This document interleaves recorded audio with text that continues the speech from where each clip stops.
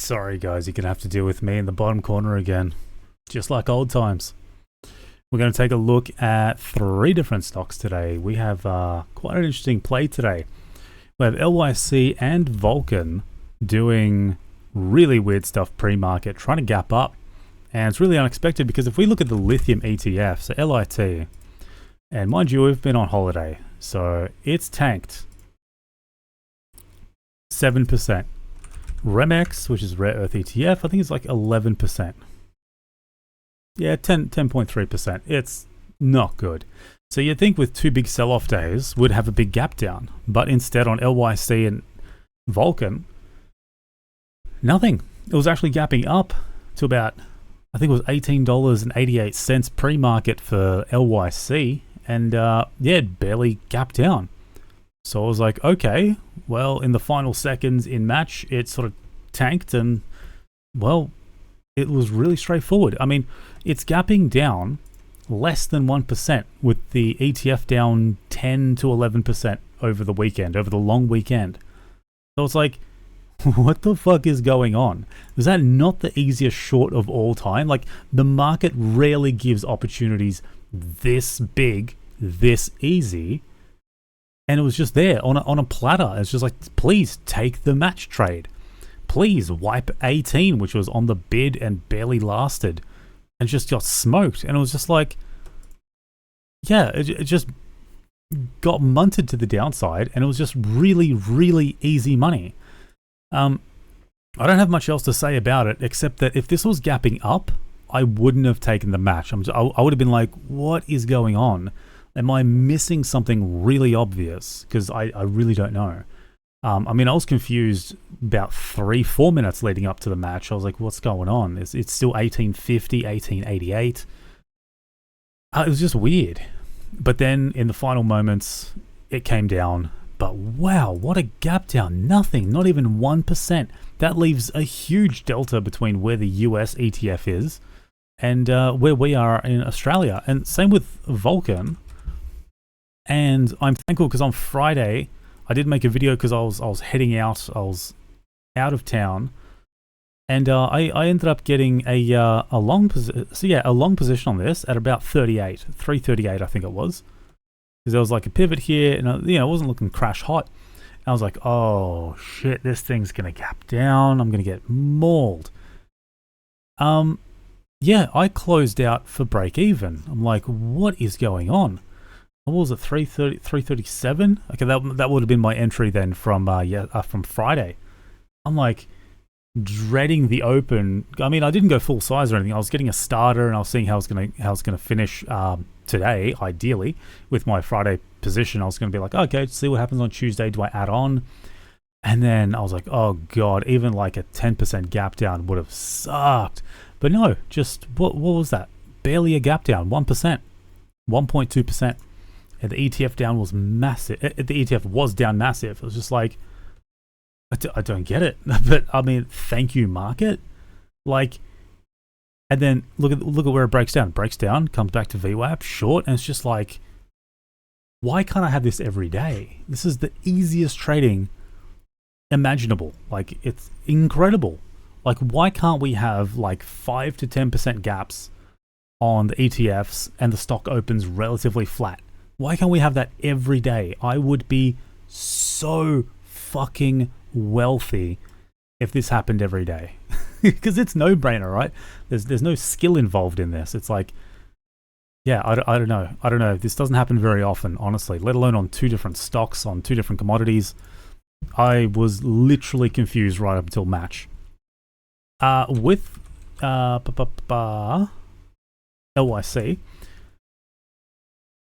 I was a little bit perplexed about the fact that it only did go down about 6.8%. I was expecting a bigger move, but then again, we had this move here to 17.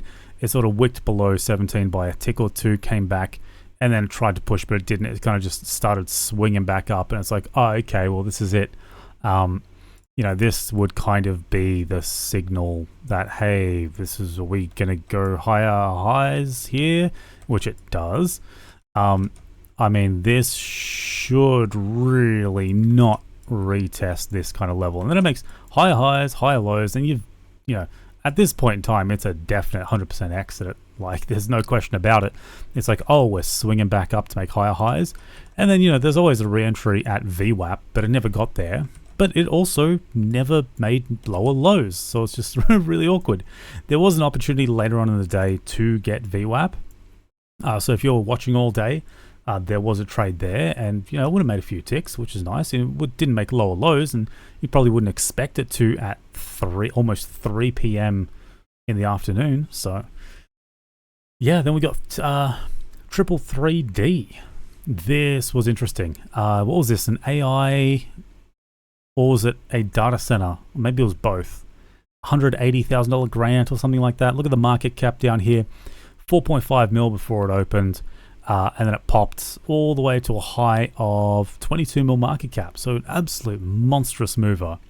Now, I did not catch this. Unfortunately, some other jerk-offs did in Discord. And, it's been a couple of times now that a stock has opened at 10:30 in the morning and I'm just missing the news entirely. I'm just trading something else. It's, there's a lot happening around 10:30 this morning. And I don't know if anyone caught this one, but people started apparently mentioning it around here as it was consolidating.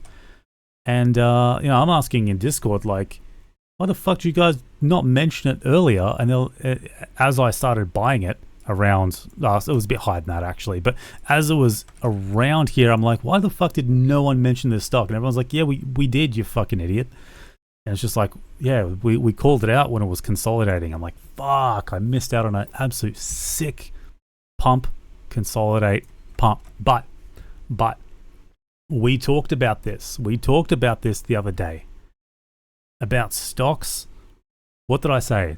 Doesn't matter if it's 6 cents and it rallies to 8 cents or 8.4. Where does it get to? 10 cents, right? Doesn't matter what it is as long as it rallies to 8.4.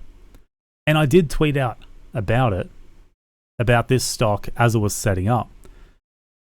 Now, as it got to 8.1, I caught this pullback. I think my first entry was around 7.2 because as it was popping, even though I spotted it around here, I didn't want to, you don't know where the momentum ends. So I'd rather catch the pullback. The pullback was brief and I started adding. As it cracked 8.2, 8.3, 8.4. You know what happens after 8.4? Market buy. Not financial advice. It's just what I do. Education and entertainment purposes. You know this shit. You know the drill. So I called it on Twitter. I said, if this gets to 8.4, and it was around this time of the day, if it gets to 8.4, this is a 10-cent magnet, and it's beautiful, ladies and gentlemen. Free money to 10, gets to 10.5. I don't care that it gets to 10.5. I take the safe money, whether it's 9.9 or 10. Depends on the strength of the move. There was a bit of fuckery around 9 cents here. There was a lot of, a bit of spread. I think it ended up being 6 ticks at one point, might have been 5. Someone was on the bid getting smoked, and then there was a gap, and then there's a big seller, and it kind of just went choppy. I was like, okay, I better start offloading something. So I did start cutting at 9 or 9.1, and then it kept kind of going, and then it's just like, okay, cut. As it kept going, I was like, it's not worth offloading everything at 9. And then we have a play, and we haven't done this in a while, and that is, and I think I forgot to mention in my last video, but back in the day when we had a 10-cent rally, we'd queue up at 9.1 and 9.2 on the bid. And then it would, a lot of the times, it would retest 10. That 10 level would almost always be retested. This case, it didn't work out. We had a move to 9.5 only, which is a bit low, but it is what it is. Had to cut as it came off. VWAP, I didn't really want to take VWAP because it's not really a trade. It's 9.1, 9.2, and in this case got 9 because I waited patiently for it. And it just, didn't work out. That's the trade. This is the trade. The 9-cent move back to 10. It's a nice 10% mover usually. In this instance, it just didn't work out. I think the book might have been a bit thin. I don't know. It just didn't work out. And it might not even be a thing anymore. Like, it used to be a thing in the past. Doesn't necessarily mean it still will be, but I pay attention to it. If if there's enough liquidity and stuff, and if the stock is kind of in the right sector, in this case it's AI and stuff. So I did try the play, and then it sort of dumped, but it did this consolidation below VWAP. It was chilling. I saw this volume spike here, which gave me the signal to go like, okay, maybe it's not dead. Maybe we're not over. And then it broke above VWAP and started buying. Well, shit, maybe somewhere around here when the volume spike kicked in. I'm almost certain it was this volume spike that really triggered my buying. But yeah, it just didn't go anywhere. I ended up cutting it 9 cents. Just floundered around, and they ended up just grinding. I stopped watching it for the rest of the day because that's it. The easy money is gone. The easy money always is on the way up. Now, if I missed the move on the way up, and you saw the last week I traded something that was a penny that went to 10 cents as well, 2.5 to 10 cents, something crazy. The first initial rally, perfectly fine. If I miss it, if I see the stock around here, that's fine. If let it go. What happens? Pullback. Catch the pullback. That's what I do. In this case, I just wasn't on the stock, but rally. People are afraid. They see, it's up 8 cents. It was opening at 2.8. It's already up 400%, whatever, and they're just scared. It's just like, that's the wrong mindset. Got to take into the consideration that we're at 8 cents. We're very close to that 8.4 number, because once that 8.4 is hit, I told you guys in the last video that we looked at this 10-cent runner. Look at every 10-cent runner that happens. And look at the ones that don't work, right? Look at the ones that rally to like 7.7 and then flop, right? Because they don't make it to 8.4, so they can't rally to 10. It's just something to keep an eye on. 8.4 for me is a magical number.